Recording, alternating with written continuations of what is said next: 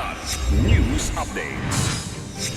Mga balita ngayon, 3 nasawing NPA sa Nauhan encounter na ilibing na. Umano'y middleman sa pagpatay kay Mima Alicia, sumuko na sa pulisya.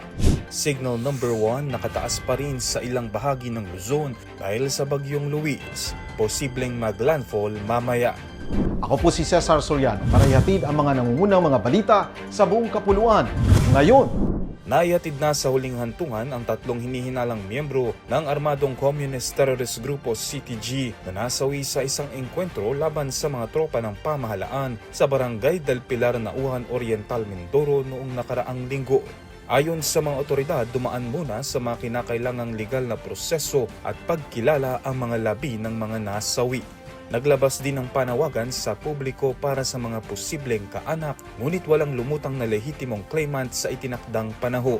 Dahil dito pinangunahan ng lokal na pamahalaan ng Nauhan, katuwang ang militar at pulisya ang maayos na pagpapalibing sa mga nasawi noong Agosto 1 bilang pagtalima sa batas at paggalang sa kanilang dignidad.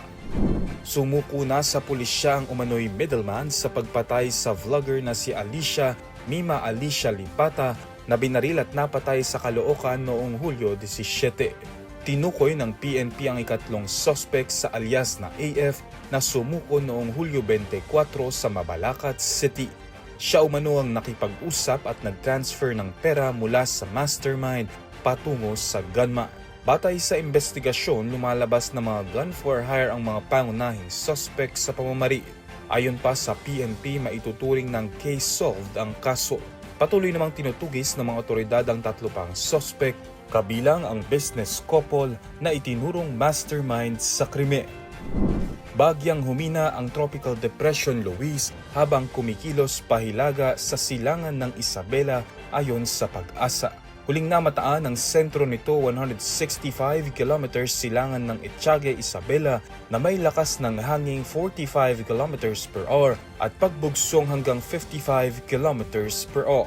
Nananatiling nakataas ang signal number 1 sa Isabela, Quirino at ilang bahagi ng Cagayan, Apayao, Kalinga, Mountain Province, Ifugao at Aurora.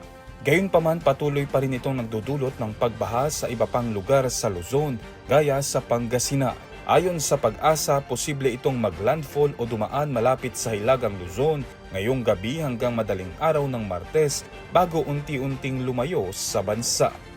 Para sa Kidlat News Channel, ako si Renzel Lenon, nag-uulat. ako po si Cesar Soriano, kasama nyo sa bawat pagputo ng balita.